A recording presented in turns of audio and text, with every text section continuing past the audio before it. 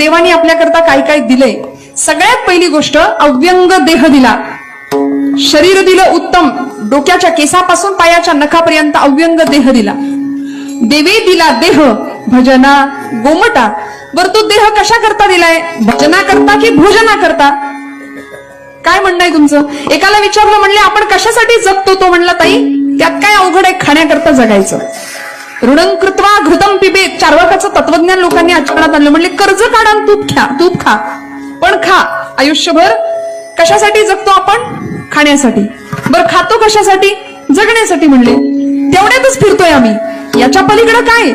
मला येऊन करायचंय काय? तुकोबाराय म्हणले, देवा मी तुला भाव दिला, कारण तू मला इतकं दिलं की त्या ऋणातनं मी उतराई नाही होऊ शकत.